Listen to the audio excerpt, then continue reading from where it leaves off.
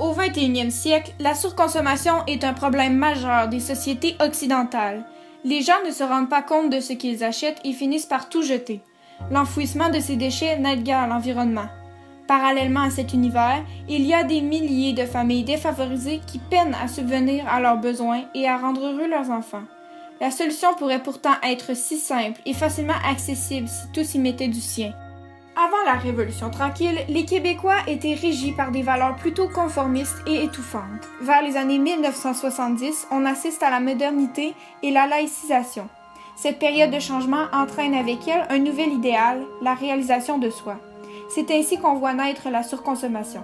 Plus les années avancent, plus la surconsommation est présente au Québec, faisant ainsi apparaître de l'endettement majeur chez la majorité des Québécois. Cet endettement, qui place les familles dans une grande incertitude financière, conduit souvent à un repli sur soi. Malheureusement, cette attitude qui semble se généraliser entraîne un plus grand écart entre les riches et les pauvres dans notre société. Au fil des années, ces malheureuses conséquences de la prospérité économique s'accentuent et créent de nombreuses inégalités. La surconsommation est un phénomène particulièrement présent dans les pays dits riches. Il représente de manière générale un épuisement ou une grande utilisation des ressources disponibles, énergie, biomasse, matières premières, eau potable, nappes phréatiques, etc. La surconsommation se manifeste souvent par l'achat de produits suremballés et d'objets inutiles. L'obsolescence programmée des appareils électroniques représente aussi une bonne partie du problème. Nous nous sommes intéressés à un organisme qui lutte quotidiennement contre ces problématiques. Réno-Joie, j'ai eu l'idée en 2002. En 2002, c'était mon dernier cours à l'université. Il fallait qu'on pense à une entreprise puis faire un plan d'affaires. Ça s'appelait démarrage d'entreprise. Je me promenais, puis j'avais des jeunes enfants dans le temps, alors je voyais qu'on jetait les choux gras. Il y avait des jouets un petit peu partout, ça s'appelait les monstres. Je me suis dit, on pourrait donner une deuxième vie aux jouets. Fait que je me suis dit, il y avait Playtagon dans le temps. On pourrait avoir Playtagon Toys. Alors je me suis dit, on va partir, on va ramasser les jouets, puis on va les revendre.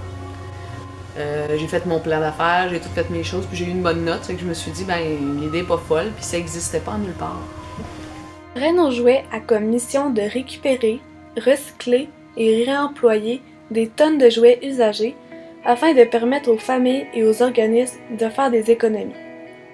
C'est une belle façon de poser un geste solidaire et réfléchi pour protéger l'environnement et venir en aide aux enfants issus de milieux défavorisés.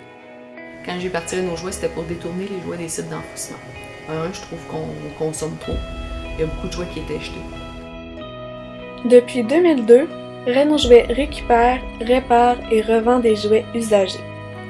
Un jouet sur 3 est revendu à une fraction du prix de l'article original.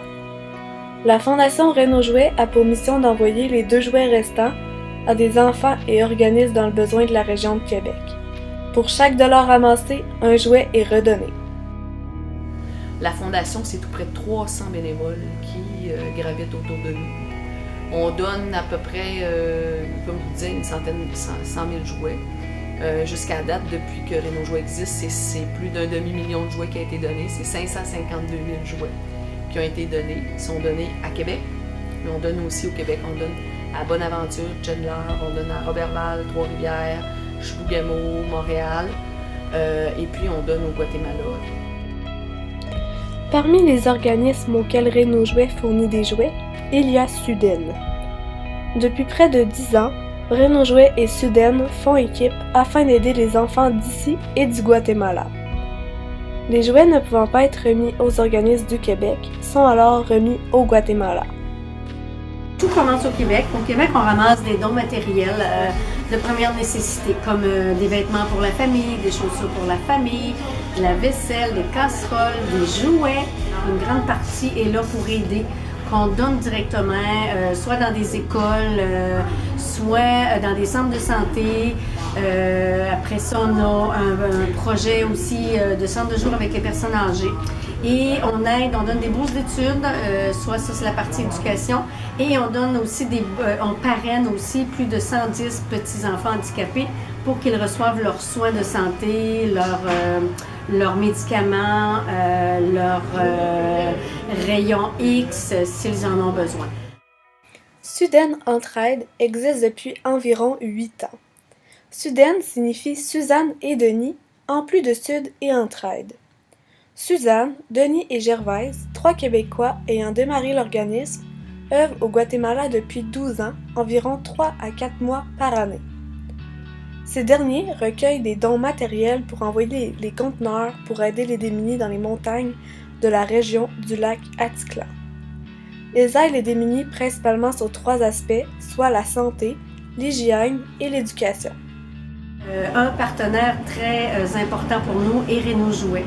Alors, Renault Jouet, ce que ça fait pour nous, c'est que j'ai presque tout, je vous dirais 95% des jouets qu'on reçoit sont de Renault Jouet.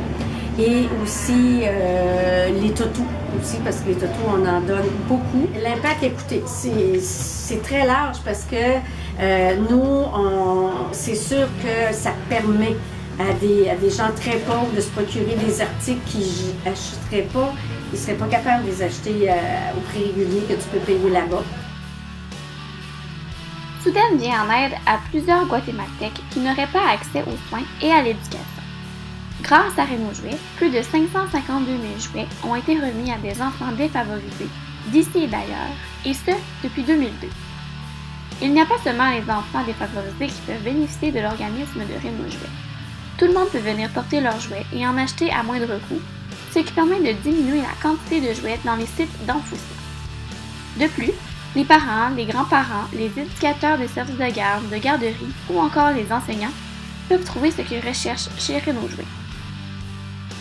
Malgré le fait que ces sujets soient de plus en plus médiatisés, il reste encore certaines améliorations à faire pour faire face à la surconsommation et à la pauvreté. Alors, avant d'acheter quelque chose, posez-vous la question suivante. En ai-je vraiment besoin? Ou encore ce nouveau vêtement qui vous fait rêver et ce téléphone que vos amis ont. En avez-vous réellement besoin?